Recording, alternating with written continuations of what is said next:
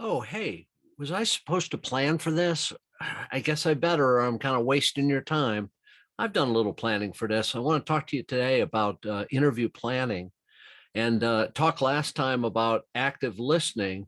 And these two are very much connected with one another, and they are huge issues that are not being done as well as they should be. Uh, I ask in classes all the time, what did you use to prepare for this interview? How did you go about it and stuff? And an awful lot of the time, I get the answer, I winged it. Well, I've winged interviews before, and the results were commensurate with the investment up front. We really need to plan for interviews, and we need to thoroughly plan for interviews. We know where we're going to go, we know who we're going to be talking to, but insufficient planning leaves you lacking in rapport development, question formulation, theme preparation, evidence presentation, and the list goes on and on and on. There's so many ways that we are damaged by not doing adequate planning. One of my favorite quotes that I use all the time in the planning arena comes from Dwight Eisenhower. And he said, in preparing for battle, I've always found that plans are useless, but planning is indispensable. And that applies in battle, but it applies in the interview room as well. Recent studies that have been done amongst white collar crime, fraud investigators in the United States and Western Europe, and the studies are done on investigations, but it applies in the audit arena as well. What we see in those studies is that only 1 in 10 interviews have adequate planning associated with them. And that's just a terrible statistic. You know how important the case is. You know how important getting quality results from that interview is. So you know how much planning you need to do in order to be prepared for that room. We also know that interviews that are lacking adequate planning showed extreme shortfalls in rapport building, the ability to build quality rapport and connection and commonality with the person we're talking to. We also know that lack of planning had a negative effect on active listening skills. And we just spoke about active listening skills.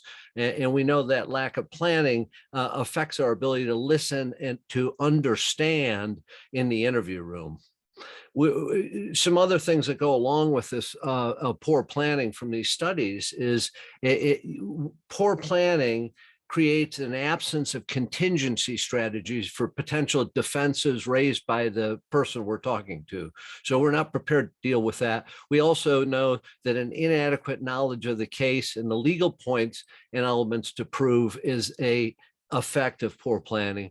We also know that poor planning results in an unstructured and haphazard order of questioning. And there's so much we could talk about in the questioning realm of strategizing out our questioning and how to approach it.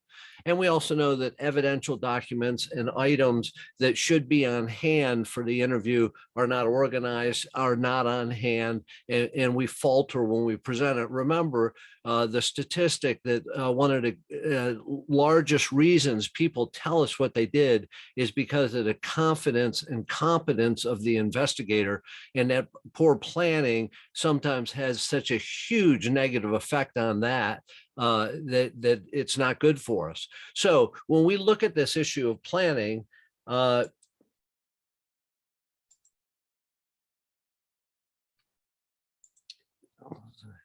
want you to think about the planning for this interview, the subject, the suspect, whoever we're talking to. That it's important to get this information out of them. That on the one side, we often do very good planning on this audit investigation emphasis. What's the substance of the issue? What are we there to talk to them about? What they should know based on their position and their where they are in the organization, and then the details needed, the regulations, whatever that you need in order to fill your requirement in the audit or investigation arena. Where we spend less time planning is on this other side of the diagram, which is the individual motivation. Who is this person? What motivates them? Where's their Achilles heel? Where have they been? What have they been involved previously? And we need to do that research on both sides of this at a very excellent level. in order to take care of this. So when we talk about this issue of planning, then I'd ask you to look at what do we do for this planning. We want to invest in planning for the audit investigation issues and the individual motivation. So we want to do that planning on both sides of that diagram. We want to establish a strategic approach to the interview. What's going to be our strategic approach to this interview? Now, I said plans are, planning is useless, but plans are useless, but planning is indispensable. Remember, those things can change greatly when we get in the interview room. But again, that planning prepares you for those eventualities so that you can move ahead and be very effective. We want to identify plausible themes based on that planning. What are the themes that we're going to use? Make them individual, make them specific, make them personal. We want to identify possible denials that will be offered so that we have a plan to deal with those effectively and not allow them to be entrenched into the interview landscape. We want to strategize that question formulation and approach. How are we going to go about it? We don't have to write out all of our questions, but we should have a good idea where we're going, some of the type of questions that we're going to use in order to move through that interview. And then some other ones we want to consider. What are the fears? What does this person fear? We want to keep that fear paramount in our mind as we go in the interview environment. What are the motives? Where are they coming from? What caused them to do this? Some other considerations to maximize the quality and quantity of truthful information. There's a lot of them that we could talk about. So those are some things to think about as we go into this arena of planning, and we need to do it more. We got to get about that planning so that when we get in that room, and understand the planning is not just before we get in the interview room. Our planning occurs as a strategizing while we're in the interview room based on some of the things that are told to us. But that work up front makes that planning easier because we're going to be prepared for some of those eventualities. So there's another one in the area of common mistakes in interviewing. Two big ones to start out with: the active listening and the planning, and then we'll go on and look at some more as we go forward.